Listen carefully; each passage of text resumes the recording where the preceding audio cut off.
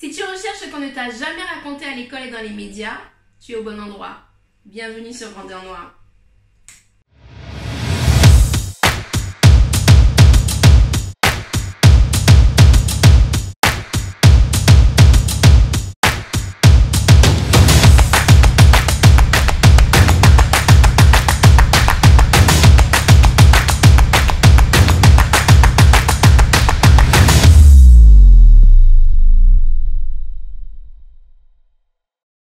Tout d'abord, un immense merci pour les nombreux commentaires encourageants que vous avez laissés sur la première partie de cette vidéo. Ceux et celles qui n'ont pas vu cette première partie, eh bien le lien est dans la barre d'infos juste sous la vidéo. Vous avez été très nombreux à souhaiter la suite sur l'enfance de Michael Jackson, ses œuvres et surtout sur les messages dissidents qui se cachent dans ses paroles et dans ses vidéos. Alors c'est parti.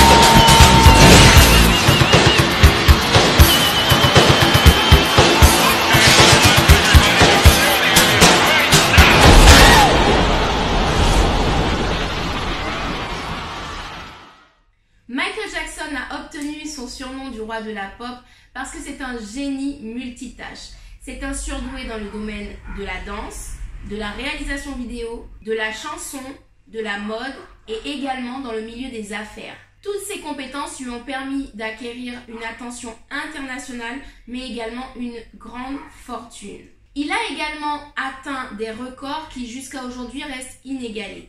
Il faut savoir qu'à lui seul, Michael Jackson a surpassé le succès de groupes légendaires comme les Beatles, les Rolling Stones ou encore Queen. Le succès planétaire de Michael Jackson n'a cessé de grandir dès lors que sa musique était uniquement divertissante. À partir du moment où il s'est engagé dans la voie de la dissidence et du militantisme, Michael Jackson est devenu une cible pour l'élite qui nous gouverne et qui nous plonge dans l'esclavage mental.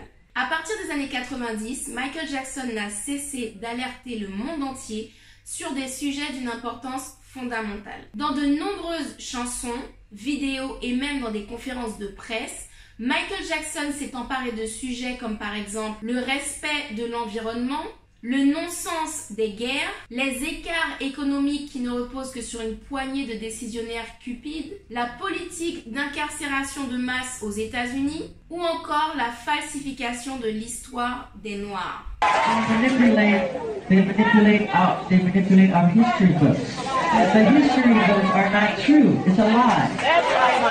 The history books are lies. Rappelez-vous que dans les années 90, Internet n'existait pas encore. Il n'y avait donc pas des plateformes d'information comme YouTube, Netflix, les réseaux sociaux. Il n'y avait pas non plus de smartphone pour pouvoir accéder à tout instant à n'importe quel type d'information.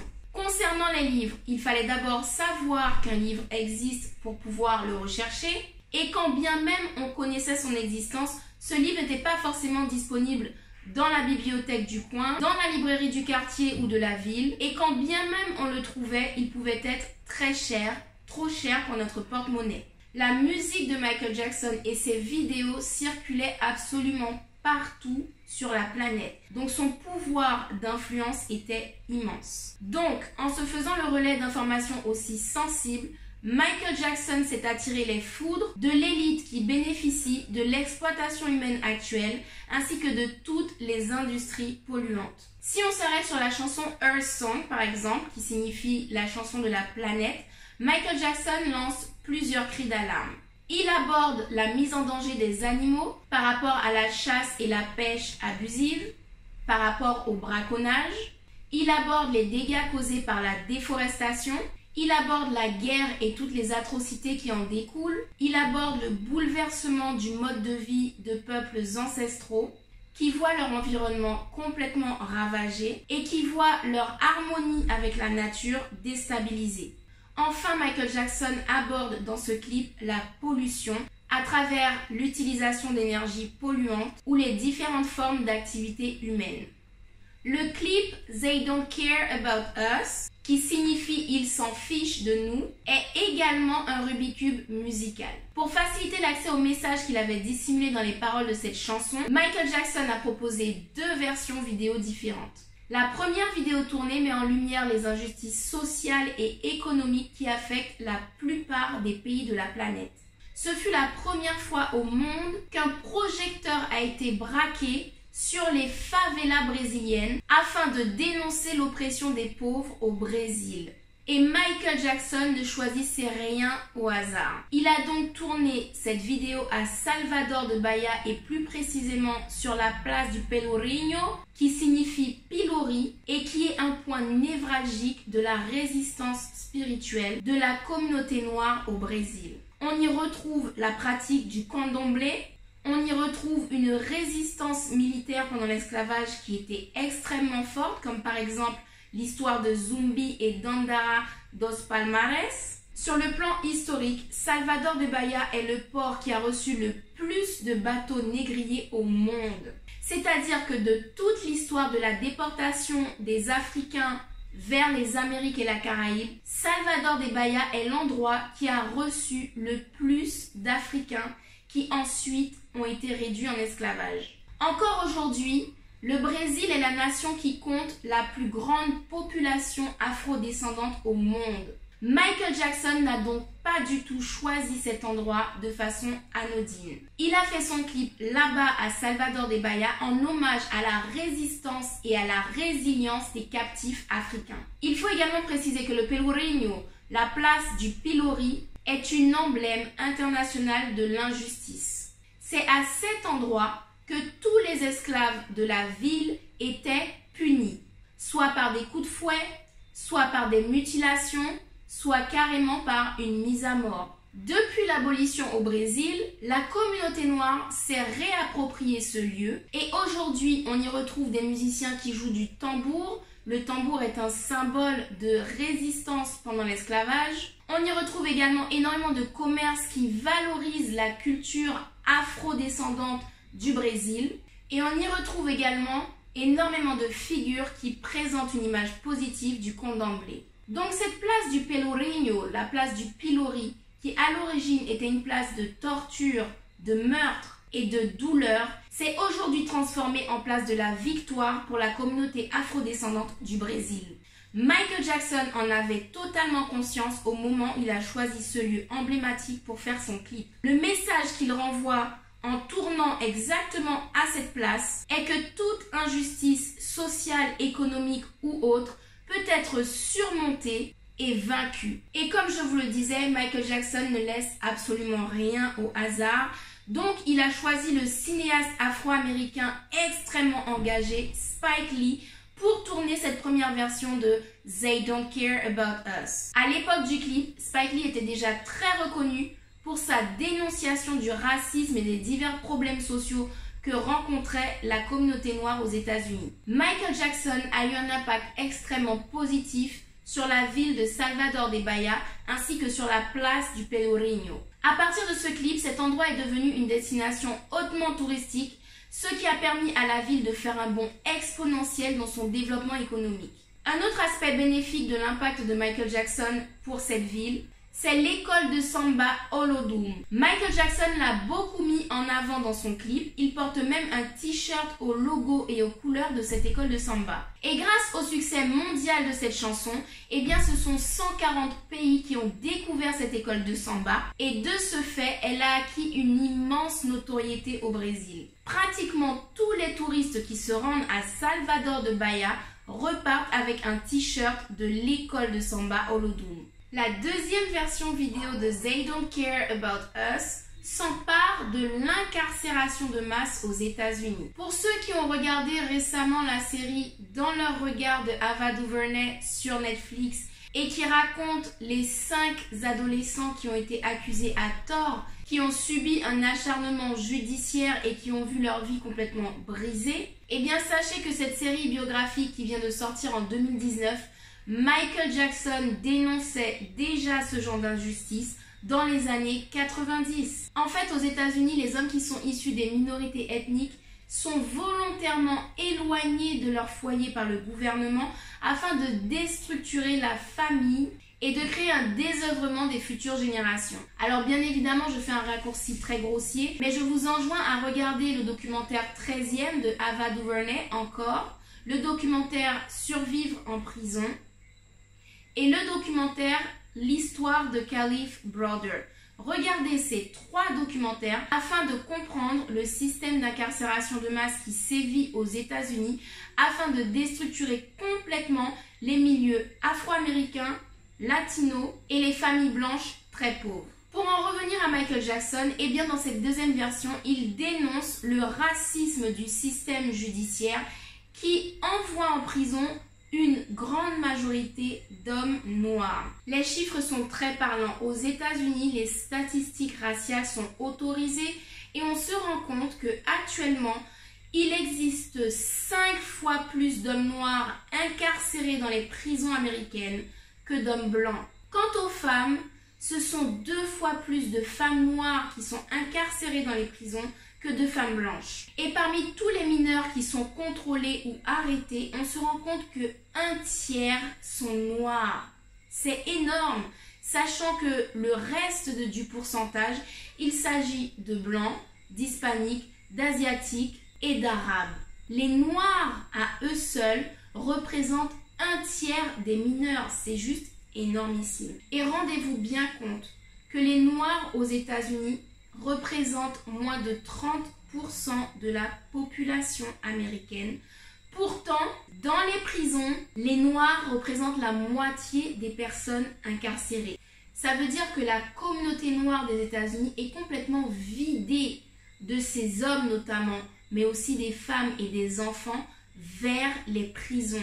Ce sont des personnes qui vont ressortir sans le droit de vote, donc sans le pouvoir de changer les choses dans le système actuel. Ce sont également des hommes, des femmes et des enfants qui vont ressortir avec des difficultés à s'insérer professionnellement et qui seront donc plus facilement enclins à tomber dans l'illégalité, si ce n'était pas déjà fait et qu'ils étaient innocents, ou alors à replonger dans l'illicite. Maintenant, pour que vous compreniez bien, si toutes les personnes noires étaient incarcérées avec le même taux que les personnes blanches, eh bien les prisons actuelles seraient vidées de 40% de leur population. C'est quasiment la moitié de la population carcérale américaine. Eh bien tout cela, Michael Jackson en avait déjà conscience dans les années 90, c'est-à-dire il y a environ 30 ans. Michael Jackson dénonce également dans cette vidéo qu'il n'y a pas plusieurs gouvernements selon les pays, mais un seul qui tente de prendre le contrôle de la planète entière. Près de 30 ans après ce message, force est de constater qu'effectivement, les superpuissances mondiales sont en train de se fédérer pour imposer des règles concernant l'alimentaire, par exemple pour imposer des produits comme Monsanto, nos médicaments, notre accès à l'emploi, notre accès au logement, notre accès à la santé, notre accès à l'éducation et absolument toutes les bases, tous les socles qui fondent une société. Les superpuissances mondiales se fédèrent également pour éliminer toute menace. On a l'exemple de Kadhafi. Je vous mets en lien dans la barre d'infos sous cette vidéo un article édifiant sur Kadhafi que je vous recommande vraiment d'aller lire sur le site Grandeur Noire. Avec les paroles de They Don't Care About Us ainsi qu'avec les 2 versions vidéo, Michael Jackson s'est totalement écarté des messages uniquement divertissants qu'il diffusait jusqu'alors. La chanson Black or White attire l'attention sur la nécessité de revenir à des valeurs de respect de la diversité, à des valeurs d'unité entre les peuples et à des valeurs de tolérance. Le racisme a beaucoup marqué Michael Jackson, puisqu'à l'époque où il effectuait des tournées avec son groupe, les Jackson 5, c'était la ségrégation raciale aux États-Unis. Dans les années 60, Michael Jackson devait accéder aux boîtes de nuit où il chantait ou dans les clubs par les portes arrière, qui étaient des portes envahies de rats et d'immondices, parce que la porte d'entrée principale était interdite aux Noirs. Alors qu'il était très petit, âgé de 5, 6, 7 ans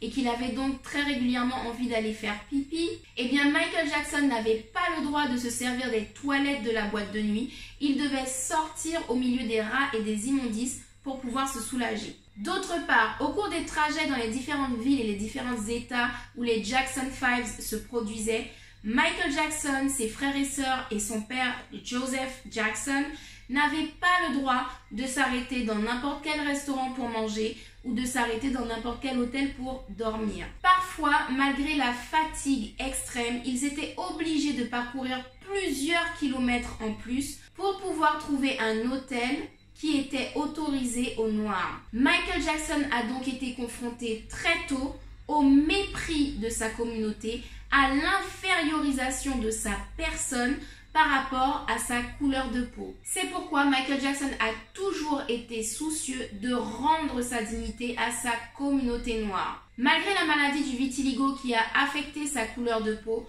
Michael Jackson n'a jamais nié appartenir à la communauté noire américaine. I'm a black American. I'm proud to be a black American. I am proud of my race. I am proud of who I am. I have a lot of pride and dignity. Pour les sceptiques, cette maladie du vitiligo a été confirmée par le médecin légiste qui a examiné le corps de Michael Jackson au moment de son décès en 2009. La maquilleuse attitrée de Michael Jackson a raconté qu'en réalité, cette maladie s'est déclarée assez tardivement dans la vie de Michael Jackson. C'est une maladie héréditaire. Il s'agit de taches blanches qui se déplacent ou qui s'étendent de plus en plus sur la peau. Et donc la maquilleuse de Michael Jackson a raconté qu'au début, Michael Jackson lui demandait de couvrir les taches blanches avec du maquillage foncé, mais qu'au bout d'un moment, les taches blanches étaient tellement vastes que finalement, elles représentaient une partie plus importante sur le corps de Michael Jackson que sa peau noire. Pour un souci esthétique, puisqu'à l'époque, dans les années 80-90, le vitiligo était très mal connu et aurait été très mal accepté à la télévision, eh bien Michael Jackson a dû recourir à la décoloration totale de son corps afin d'avoir une couleur uniforme et de cesser de passer des heures au maquillage afin d'unifier son teint. La décoloration de sa peau est donc due directement au fait de sa maladie. Pour autant, malgré une peau blanche, Michael Jackson n'a jamais cessé de dénoncer le racisme et la discrimination raciale qui régnait déjà à son époque aux États-Unis et qui règne encore. Le message de Black or White s'est donc directement attaqué au manque de tolérance et au manque d'acceptation des différentes minorités ethniques qui existent aux États-Unis. Donc finalement, avec le clip Black or White, Michael Jackson prône des valeurs d'acceptation, de tolérance, de fraternité dans une ère américaine des années 90 où la séparation entre la communauté noire notamment et la communauté blanche est encore très marquée. À l'heure actuelle, ça peut paraître très banal d'aborder le sujet des inégalités raciales, mais dans les années 90, les icônes de la stature de Michael Jackson qui avaient une influence mondiale n'abordaient que très rarement des sujets aussi politiques et aussi importants dans la société. Un autre grave problème qu'a posé les messages de Michael Jackson pour l'élite qui nous gouverne avec des mensonges et des manipulations, c'est par exemple le fait de dénoncer la falsification de l'histoire des Noirs. Avec le clip Remember the Time, Michael Jackson s'est attaqué au sujet de l'Égypte antique, qui était une civilisation noire, mais qui a toujours été montrée dans les livres et dans les films comme étant une civilisation blanche. Je vous le redis, Michael Jackson ne choisit rien au hasard. Donc quand il a choisi l'acteur noir Eddie Murphy pour jouer Ramsès II et la mannequin noire Iman pour jouer sa reine Néfertari, il s'agissait de replacer l'Égypte antique dans la réalité historique, c'est-à-dire avec des dirigeants noirs. Il faut bien comprendre que Michael Jackson a été le premier au monde à représenter des Égyptiens noirs, et notamment dans un clip qui a fait le tour du monde et qui a connu un succès planétaire. Avant lui, absolument toutes les productions filmographiques, télévisées et littéraires montraient des personnages blancs dans la peau des Égyptiens noirs. Bien évidemment, ce sujet continue d'être contredit malgré absolument toutes les preuves scientifiques qui sont apportées. Je fais juste une parenthèse pour vous dire d'aller dans n'importe quel musée du monde et de voir les artefacts véritables, les artefacts authentiques qui ont été récupérés en Égypte. Vous ne verrez que des fresques qui représentent des personnages avec la peau foncée, avec les cheveux crépus, avec des tresses et des afros. Vous ne verrez que des statues de reines et de rois noirs, avec la peau noire ou en tout cas avec des traits complètement africains. Et pour ceux qui maîtrisent les hiéroglyphes, il est évident que les Égyptiens se définissaient avec la peau noire et les cheveux crépus. Parenthèse fermée, sachez que cette vérité a été occultée à partir de l'esclavage afin de légitimer le fait que les Africains n'aient pas d'âme, ne soient pas des êtres humains, soient dénués d'intelligence et donc puissent être exploités comme bon semblait aux Européens. Donc, au-delà de l'aspect distrayant de cette vidéo, c'est-à-dire les chorégraphies et les effets spéciaux, Michael Jackson a voulu délivrer un message aux Africains et aux peuples afro-descendants, comme quoi ils sont issus de la civilisation antique la plus avancée, la plus sophistiquée. Le fait de délivrer ce message n'est pas du tout anodin puisqu'il permet de rendre sa dignité et sa confiance en soi à tout un peuple.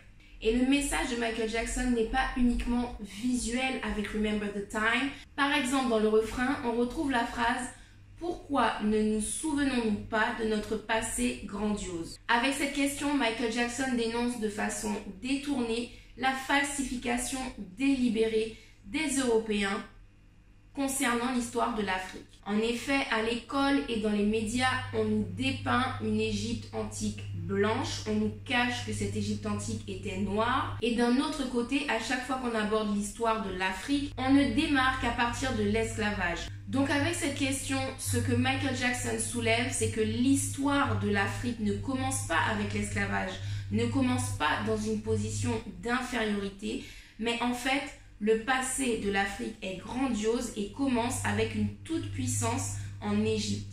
Ensuite, lorsque Michael Jackson prononce les paroles « Te souviens-tu comment nous avons commencé ?» ça ressemblait au paradis. De prime abord, on pourrait croire à une relation amoureuse.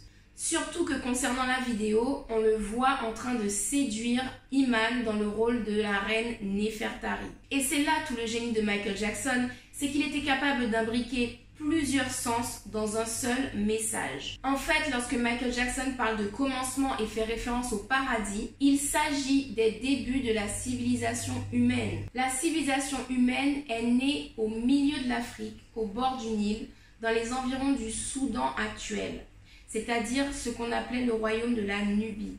Et ensuite, cette première civilisation humaine s'est diffusée tout le long du Nil et notamment est remontée vers l'Égypte. Alors quand je dis civilisation, première civilisation humaine, je parle des premières sociétés humaines structurées, organisées, codifiées et extrêmement sophistiquées.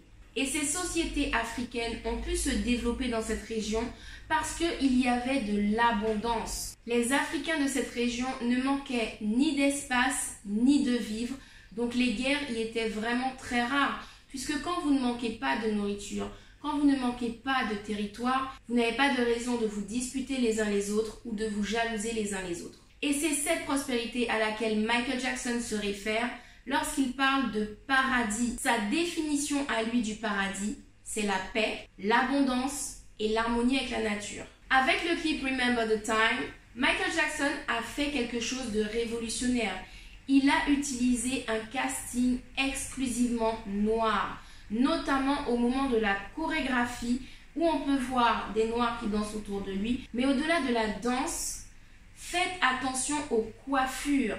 Ce sont des locks, ce sont des tresses, ce sont des afros, ce sont des coiffures typiquement africaines. Et Michael Jackson fait ça au milieu des années 90, alors même que c'est une ère qui prône le défrisage du cheveu noir, la transformation des cheveux, que ce soit des hommes ou des femmes noires. Pour ceux qui ne le savent pas, Michael Jackson était très proche de l'Afrique.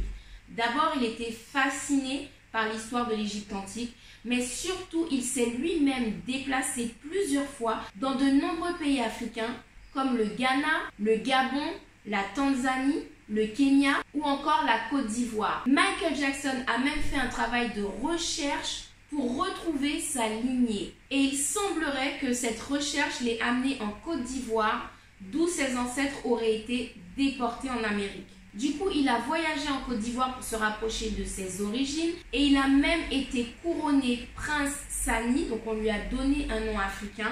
Il a été couronné prince Sani de la région de Krinjabo le 14 février 1992.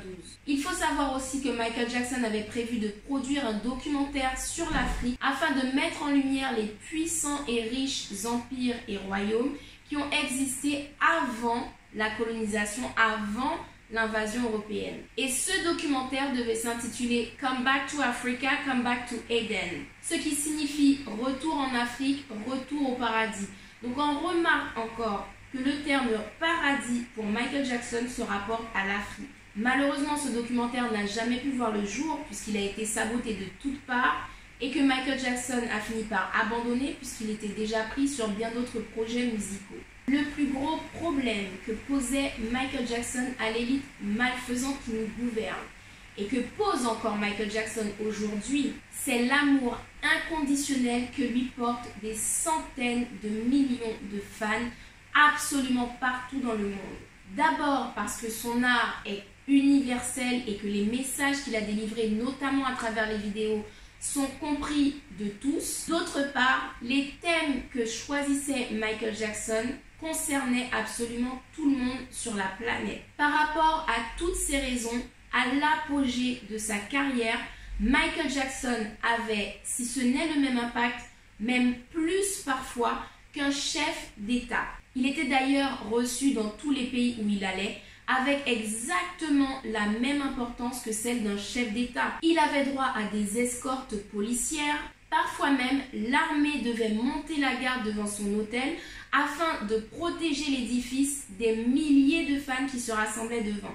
Et lorsqu'un homme extérieur à la sphère politique devient aussi influent et aussi important qu'un homme politique, eh bien, il se balade avec une cible rouge au milieu du front. Et si en plus cet homme est incorruptible, qu'il dénonce les mensonges et les falsifications et qu'il incite la population à réagir contre les manipulations, contre l'oppression et contre les injustices, autant dire que là, il ne s'agit plus d'une cible sur le front, les jours de cette personne sont en danger.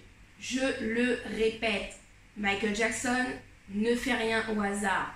Il n'a pas choisi le titre de son album Dangerous au hasard. Lorsqu'il donne ce nom à son album en 1991, c'est qu'il rentre délibérément dans la dissidence et qu'il se sait désormais un personnage dangereux pour l'élite malveillante.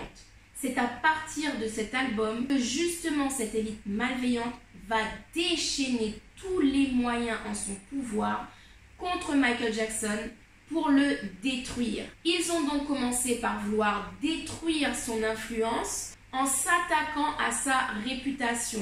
D'où le fait que l'album sort en 91 et en 1993, il y a la première accusation contre Michael Jackson pour pédophilie. Et en plus, Michael Jackson ne se contentait pas de diffuser des informations sensibles, il distribuait également des soins aux malades et il s'occupait du bien-être des enfants. Or, les enfants, c'est la prochaine vague d'électeurs. Donc, si les messages de Michael Jackson intègrent le cerveau des enfants, si Michael Jackson est adulé des enfants par rapport à tout le bien-être qu'il leur procure, eh bien, ces enfants grandiront peut-être en refusant de perpétuer le système corrompu en place, en refusant de voter pour les mêmes vautours.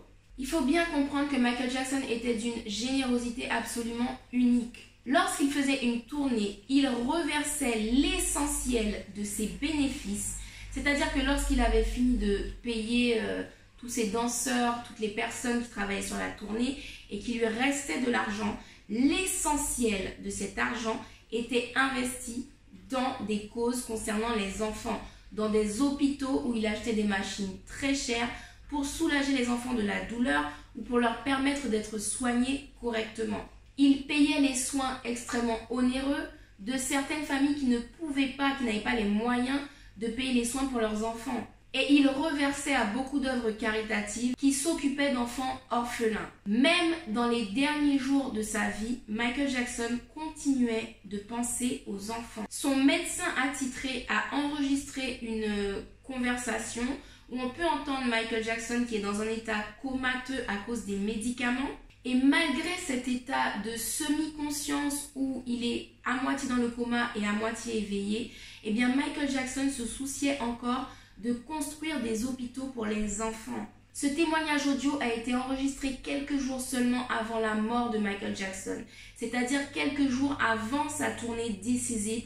Il était en train d'exprimer le souhait, avant même d'avoir commencé la tournée, il était en train d'exprimer le souhait que les bénéfices de This Is It servent à faire de nouveaux hôpitaux pour les enfants. I'm taking that money. I'm really children's hospital, the biggest in the world. Michael Jackson Children's Hospital. There's a movie theater, game room, children and depressed. In those hospitals, the game room, the movie theater, they're sick because they're depressed. Their mind is depressing them. I want to give them that. I care about them. They're my angels. God wants me to do it. God wants me to do it. I'm gonna do it, Conrad. I know you want to. We have no hope. No hope. That's the next generation that's gonna save our planet. Je tiens quand même à signaler qu'au moment de ce témoignage audio, Michael Jackson avait une surdose de médicaments. Il était vraiment dans un état comateux, dans un état, je dirais, le même état où on est quand on est sous. On n'a plus vraiment accès à toute sa conscience. Et dans cet état-là, ce ne sont pas des idées perverses qui sont venues dans les paroles de Michael Jackson, c'est uniquement le souci d'être utile pour les enfants malades. Et il me semble, mais c'est un avis très personnel, que c'est dans des moments où l'on est drogué à ce point-là que la véritable personnalité se révèle. Pour en revenir à la générosité de Michael Jackson, ses problèmes financiers sont justement survenus à force de donner autant d'argent à différentes causes humanitaires. Toutes ces dépenses n'étaient pas compatibles avec le rythme de vie qu'il avait à Neverland, notamment le fait d'acheter de la nourriture pour des gros animaux comme des éléphants, des panthères, des girafes, des singes, ou le fait de payer la quarantaine d'employés de Neverland qui devaient entretenir le zoo, le parc d'attractions, le lac, les jardins, la salle de cinéma et les différentes salles de jeux et d'arcade. La générosité de Michael Jackson ne s'arrêtait pas à des dons financiers. Il donnait également de sa personne. Tout d'abord, il avait rendu l'accès à son parc d'attractions privé à Neverland totalement gratuit, notamment pour les enfants orphelins, défavorisés ou malades. Donc tous les jours, des centaines d'enfants se rendaient à Neverland pour vivre un rêve auquel ils n'avaient pas accès d'habitude. Ils profitaient des manèges, du karting, du cinéma, des distributeurs de glace et de barbe à papa, ainsi que du zoo. Les familles de ces enfants, pour ceux qui en avaient, n'avaient pas les moyens de leur offrir un tour dans une fête foraine ou de les emmener voir le dernier Disney au cinéma. Surtout s'agissant de familles nombreuses ou de parents ruinés par des frais d'hôpitaux extrêmement onéreux. Michael a donc offert une expérience unique à des milliers d'enfants pendant les longues années où il a vécu à Neverland. Il y a un incident qui en dit long sur la générosité désintéressée de Michael Jackson. Le 17 janvier 1989, l'école primaire de Stockton en Californie s'est fait attaquer. Patrick Edward Purdy, un alcoolique drogué déséquilibré de 24 ans, a tiré avec une mitraillette sur les élèves et les professeurs de cette école. Il a réussi à tuer 5 élèves et il en a blessé 32 autres. Lorsque Michael Jackson a appris la nouvelle, il s'est rendu en personne dans cette école pour consoler les élèves survivants et leurs professeurs. Il a également payé les frais d'hôpitaux de tous les blessés. Il a visité les 32 enfants hospitalisés et il a également réglé les frais de funérailles des 5 familles qui ont perdu leurs enfants. Michael Jackson n'a absolument rien demandé en retour, ni à l'école, ni aux familles, et il n'a même pas prévenu les médias. Donc Michael Jackson n'en a tiré aucune publicité ni aucune gloire. C'était un acte purement désintéressé, purement altruiste. Et il n'y a que lorsqu'une personnalité publique, Jason Lee, un animateur de radio très célèbre aux États-Unis, en a parlé parce que lui-même vivait dans le quartier de cette école, que l'histoire s'est fait connaître et notamment que la famille de Michael Jackson a appris cette action. And he actually came and he visited all the kids in the school and encouraged them to find courage to keep coming to school, told them that God was with them and that's why they were alive, paid for all the medical bills of all the kids in the hospital, went to the hospitals to visit all the gunshot victims, paid for all the funerals, didn't get any recognition, but didn't want it, and actually tried to sneak in and out. Alors cette histoire s'est fait connaître grâce à Jason Lee, mais combien d'autres actions généreuses et anonymes Michael Jackson a-t-il menées tout au long de sa vie? Alors par rapport à sa générosité, ce qu'il faut bien comprendre, c'est que Michael Jackson a passé de longs séjours à l'hôpital pour de graves problèmes de santé. La première longue hospitalisation de Michael Jackson, c'est en 1984, suite à un incident pyrotechnique. En fait, lors du tournage d'une publicité de Pepsi, les étincelles ont été déclenchées trop tôt. Michael Jackson était en dessous. Certaines étincelles ont atterri sur sa chevelure qui s'est enflammée immédiatement puisque ses cheveux étaient gominés avec du gel, ce qui a accéléré la propagation des flammes sur son crâne. Une grande partie du crâne de Michael Jackson a été brûlée au 3e degré. C'est très grave. Ça veut dire qu'il a été atteint jusqu'à l'os de son crâne. Ses soins ont nécessité 40 points de suture. Et pendant sa convalescence à l'hôpital du côté des grands brûlés, Michael Jackson s'est dégourdi les jambes et donc il a exploré son service. Il a donc rencontré dans les chambres de nombreux enfants atteints de grandes brûlures. C'est ainsi qu'il a acheté des machines dernier cri pour l'époque pour soulager la douleur des patients et pour réparer au mieux leurs cicatrices. Une autre fois, Michael Jackson s'est cassé la jambe, donc il a passé encore du temps à l'hôpital. Une autre fois encore, il s'est cassé le nez lors d'une répétition. Et Michael Jackson a également fait une terrible chute lors de son concert à Munich en 1999.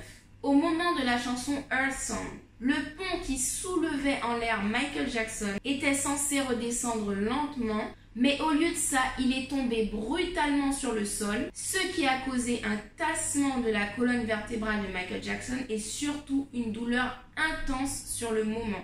Dans les derniers instants de la chanson, on voit Michael Jackson plié en deux de douleur et il boite même avant de se ressaisir pour la pause finale.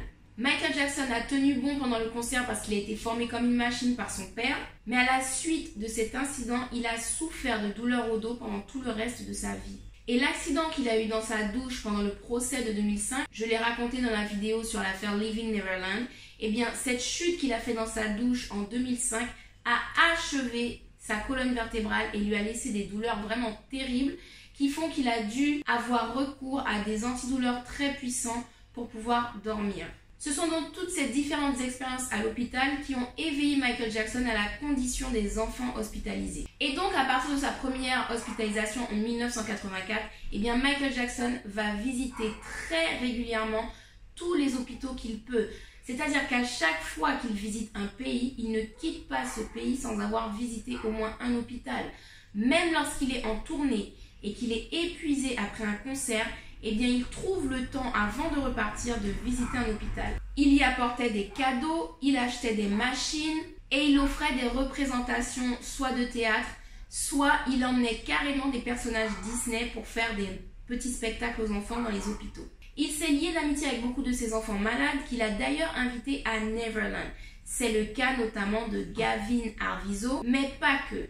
Il a également sauvé la vie de nombreux enfants en leur payant les soins que leurs parents ne pouvaient pas se permettre de payer. C'est le cas de Bella Farkas. Il a payé une greffe très chère à cet enfant qui était orphelin et qui a donc pu survivre grâce à lui. En fait, lors d'un séjour à Budapest avec sa femme Lisa Mary Presley, Michael a rencontré Béla Farkas dans un hôpital. Non seulement il lui a payé la greffe, mais comme l'opération ne se faisait pas en Hongrie, il a formé une équipe avec les meilleurs médecins venant de plusieurs pays qu'il a emmenés en Hongrie pour prendre en charge l'opération de Béla Farkas.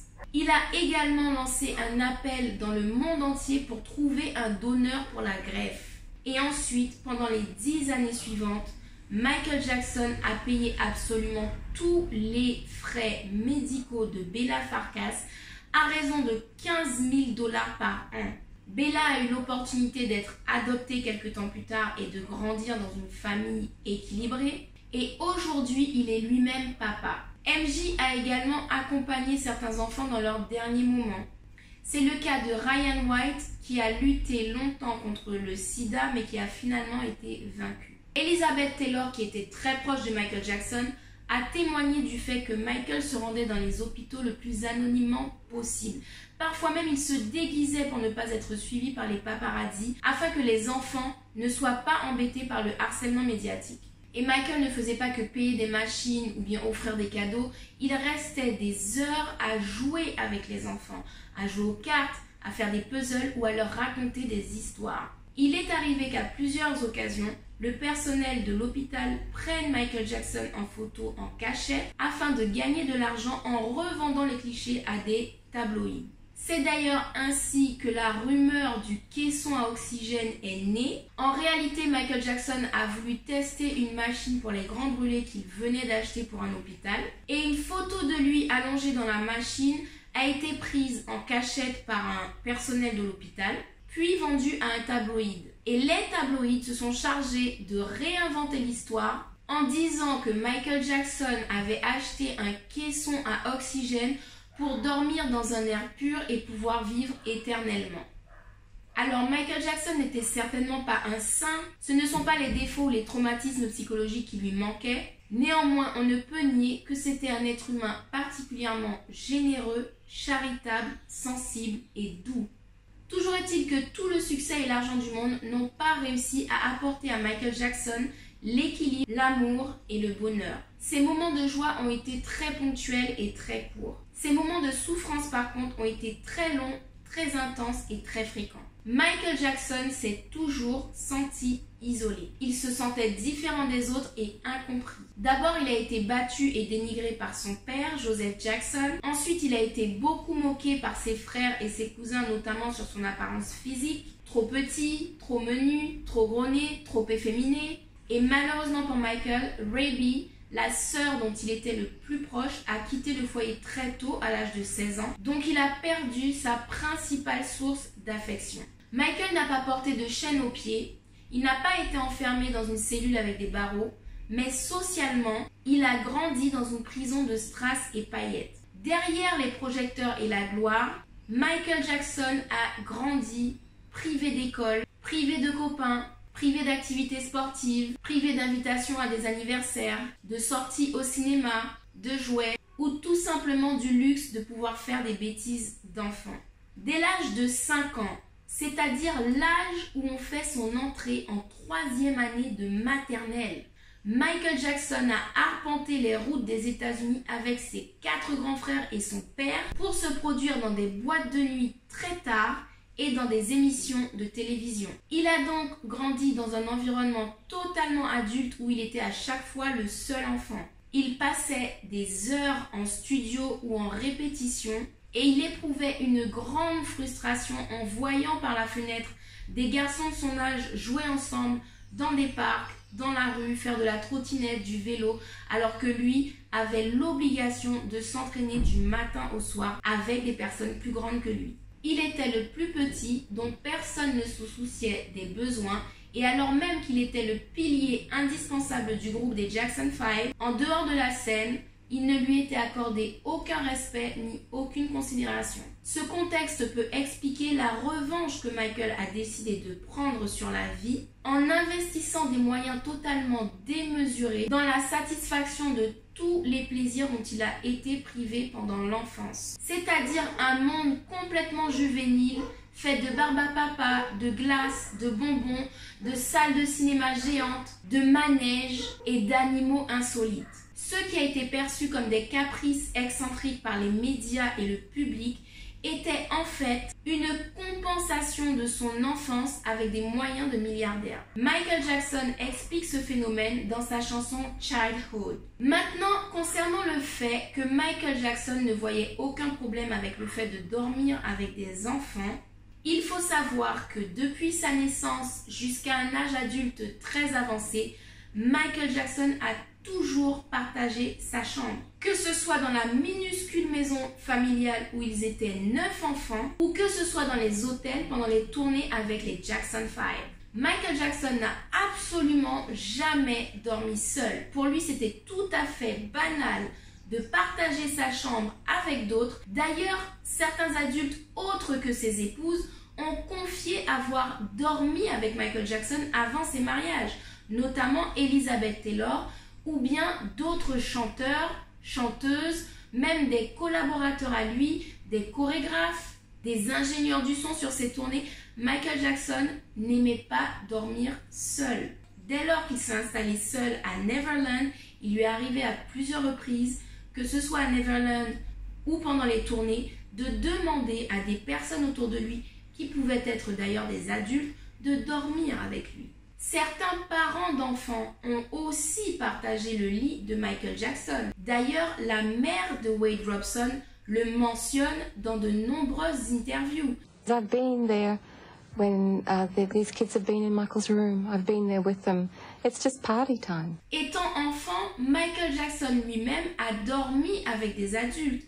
Ça a été le cas par exemple avec Bobby Taylor, qui était un grand artiste de l'époque, qui lui avait 35 ans lorsque Michael Jackson, âgé de 11 ans, a dormi à plusieurs reprises avec lui. Michael used to sleep with me, right? He did that with other kids. To me, that was just the way we came up as young people, as children. We came up going over for sleepovers and stuff. Donc finalement, Michael Jackson avait l'habitude de dormir avec toutes sortes de personnes avec lui, que ce soit des adultes ou des enfants. Son tort est de ne pas avoir fait une différence entre ses proches et des étrangers. Mais en même temps, Michael Jackson ne raisonnait pas comme les personnes lambda que nous sommes. Il n'a pas eu les instructions sur les codes sociaux, les comportements appropriés pour la société, que l'on acquiert à l'école. Michael Jackson n'est pratiquement pas allé à l'école. Depuis l'âge de 5 ans, c'est-à-dire avant même d'arriver au CP, avant même d'apprendre à lire et à écrire, Michael Jackson était déjà en tournée dans tous les États-Unis. Michael a grandi en vase clos et il a continué d'évoluer en vase clos dans sa vie adulte puisqu'il est devenu une superstar internationale très jeune. Michael Jackson n'allait pas dans des supermarchés pour faire ses courses ou acheter son café au coin de la rue. Il était totalement coupé du monde pour se préserver des paparazzis et de l'hystérie de ses fans. À partir de là, on peut comprendre qu'il n'ait pas su quelles limites mettre entre lui et les gens. Alors certains d'entre vous diront « Oui, mais il avait quand même une famille, sa mère, ses frères et sœurs pour lui dire, quand il exagérait, pour lui dire par exemple que ça ne se faisait pas de dormir avec des garçons ou des enfants qui n'étaient pas de sa famille. » Le gros problème, c'est que Michael Jackson, du fait de tous les manques qu'il a eu pendant son enfance, ne supportait plus aucun refus une fois adulte, une fois qu'il a acquis la position de décider de ce qu'il veut pour lui-même. Donc, il a rejeté en bloc toutes les remarques qui visaient à l'empêcher de se faire plaisir. Maintenant, sur le pourquoi Michael Jackson préférait s'entourer d'enfants que d'adultes, ce qu'il faut bien comprendre et que j'ai déjà expliqué dans la vidéo précédente, je vous le redis, le lien est dans la barre d'infos sous la vidéo si vous voulez la consulter. Ce qu'il faut comprendre, c'est que Michael Jackson a été très tôt attaqué par de nombreux adultes qui ont menti sur lui pour pouvoir obtenir de l'argent. Des femmes l'ont accusé d'être le père de leur enfant pour pouvoir lui soutirer une pension alimentaire. Des hommes l'ont accusé de voler leurs pas de danse, de voler leurs chansons, de voler leurs idées de vidéos, afin encore d'obtenir de l'argent de Michael Jackson. Donc finalement, Lorsqu'il a remarqué que les adultes n'attendaient que de l'argent de lui, eh bien il s'est rapidement tourné vers les enfants qui, eux, étaient authentiques, sincères et désintéressés. D'autre part, lorsque Michael Jackson rencontrait un enfant, eh bien il vivait sa vie par procuration. C'est pourquoi dans de nombreux cas, dont avec le cas Jordan Chandler, Michael Jackson se déplaçait carrément, parfois déménageait dans la famille du jeune garçon pour vraiment vivre sa vie. Et dans le cas de Jordan Chandler, Michael Jackson a quitté son immense et luxueuse propriété de Neverland pour s'installer dans une petite maison de banlieue pour pouvoir vivre une vie quotidienne normale. C'était un vrai plaisir pour lui au moment du repas du soir d'écouter Jordan raconter sa journée à l'école, puisque lui, ce sont des expériences qu'il n'a pas vécues. C'était également un plaisir de dîner en famille autour d'une table tous les soirs, puisqu'encore une fois, étant petit, il n'a pas tellement eu l'occasion de vivre ça, il était tout le temps en déplacement pour des tournées. Et c'est pourquoi il avait besoin d'être tout le temps avec la famille de l'enfant. Les accusateurs de pédophilie font croire que Michael Jackson isolait les enfants, dormait avec eux et faisait en sorte d'être seul avec eux, alors qu'en réalité, à chaque fois, Michael ne fréquentait pas uniquement l'enfant, il fréquentait toute sa famille parce que c'était vraiment ce qu'il voulait retrouver, un esprit et une vie de famille. Et Michael Jackson s'éloignait des enfants dès qu'ils arrivaient à la fin de l'adolescence, non pas parce que c'est un pédophile qui préfère les enfants en bas âge, mais tout simplement parce qu'à partir de l'adolescence et surtout de la fin de l'adolescence, eh bien les considérations de l'enfant qui devient un adulte changent. Ça n'intéresse plus l'adolescent de faire des batailles d'eau, de jouer dans la piscine des heures ou de faire des tours en manège. Les adolescents commencent à s'intéresser à des relations amoureuses, à des sorties en boîte de nuit, à la consommation d'alcool. Bref, ce sont les centres d'intérêt et la vision du monde qui changent totalement. Michael Jackson ne boit pas d'alcool, Michael Jackson ne peut pas se permettre d'aller en boîte de nuit, et donc ces différences de centres d'intérêt éloignaient naturellement les enfants de Michael Jackson qui commençaient à vouloir autre chose que jouer à des batailles d'eau avec Michael Jackson toute la journée. D'autre part, c'est autour de la fin de l'adolescence aussi que l'enfant va perdre sa candeur et va commencer à avoir des considérations d'adulte. Pour autant, Michael Jackson ne coupait pas les liens avec ses amis. Il prenait de la distance, certes, à cause de centres d'intérêt différents, mais il restait ami. C'est le cas de Emmanuel Lewis qui est resté ami toute sa vie avec Michael Jackson et notamment pendant qu'il était adulte. C'est le cas de Macaulay Culkin, de Frank et Eddie Cascio, de Sean Lennon, de Brett Barnes ou encore de Corey Feldman. Donc le portrait de Michael Jackson qui est décrit dans Living Neverland, selon lequel il abandonne froidement des enfants dès qu'il commence à devenir adulte pour s'intéresser à des enfants plus jeunes, est une déformation totale de la réalité. Les nombreux comportements paradoxaux de Michael Jackson ont beaucoup desservi sa cause. Il a totalement changé d'apparence alors qu'il a continué de clamer sa fierté d'être noir. Il a nié des chirurgies autres que son nez alors qu'une grande partie de son visage a été transformée. Il a affirmé être le père d'enfants qui n'ont rien de métis. Il a élevé ses 3 enfants sans leur mère. Il a fait un mariage de convenance avec Debbie Rowe. Il a eu recours à une mère porteuse pour son dernier enfant. Mais malgré la complexité de tous ses choix, Michael Jackson n'a pas le profil d'un pédophile. Il assumait totalement sa proximité avec les enfants et ceci ne relève pas de la dissimulation dont font preuve systématiquement les pervers sexuels. Un pédophile, même adulé, même immensément riche, ne se serait jamais montré publiquement et notamment dans une émission télévisée en tenant la main d'un enfant et en expliquant qu'ils dorment dans la même chambre. D'autre part, Michael Jackson a fréquenté de près de nombreux enfants et il n'existe que 3 accusations. Celle de Jordan Chandler qui a été niée par la suite, celle de Gavin Arvizo dont il a été complètement blanchi et celle de Wade Robson et James Safechuck. En admettant que Wade Robson et James Safechuck soient sincères, comment expliquer que Michael Jackson n'aurait à ce moment-là agressé que eux deux alors qu'il a été en présence de nombreux enfants, seul dans sa chambre avec lui? Un pédophile ne peut pas réprimer ses pulsions dans certaines circonstances, notamment s'il passe la nuit seul dans le même lit avec un enfant, il y aura des attouchements ou une agression. Et enfin, il n'est pas non plus possible qu'en 30 ans de contact régulier, fréquent et intense avec des enfants, Michael Jackson n'ait jamais laissé aucun indice, aucune preuve de sa culpabilité. Je rappelle que l'enquête du FBI a duré 17 ans. Le FBI est le meilleur organisme d'investigation des États-Unis. Donc soit Michael Jackson est le criminel le plus chanceux du monde, le seul qui ait réussi à passer au travers de 17 ans d'enquête du FBI, soit il est innocent. Alors cet épisode touche à sa fin et le but était de vous mettre en lumière le tournant que la carrière de Michael Jackson avait pris et notamment les messages en totale opposition avec le système en place que Michael avait choisi de diffuser dans le monde entier. C'est cette prise de position assumée qui a fait de lui une cible pour l'élite malveillante qui nous gouverne.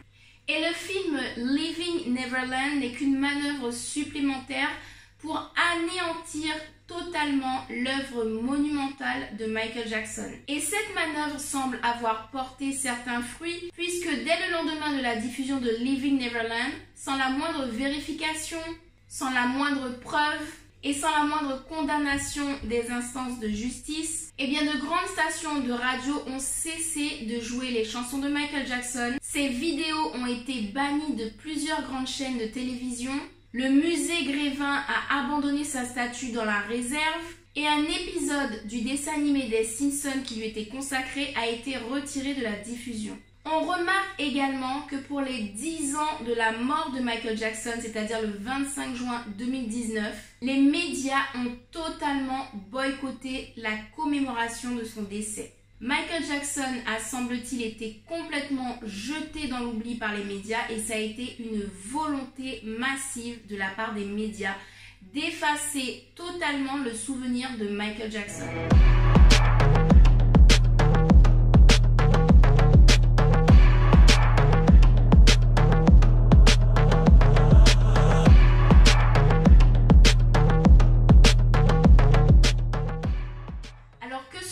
Sur l'épisode précédent que j'ai consacré à l'affaire Leaving Neverland ou celui-ci, je n'ai pas pu donner tous les détails que contient l'article qui est sur le site Grandeur Noire. Donc je vous invite, ceux qui souhaitent vraiment approfondir le sujet, à aller consulter cet article. Il est en lien dans la barre d'infos sous la vidéo. Sur ce, je remercie le créateur Nœud à Nœud pour son nœud cravate et je vous invite à découvrir sa collection. Le lien est en bas dans la barre d'infos. Et je vous remercie d'avoir regardé l'épisode jusqu'au bout. Je vous remercie d'être de plus en plus nombreux à être abonnés à la chaîne. Je vous remercie de partager et je vous remercie d'être aussi bienveillant et aussi encourageant dans les commentaires. J'espère que cet épisode vous a plu et je vous dis à bientôt pour une nouvelle aventure.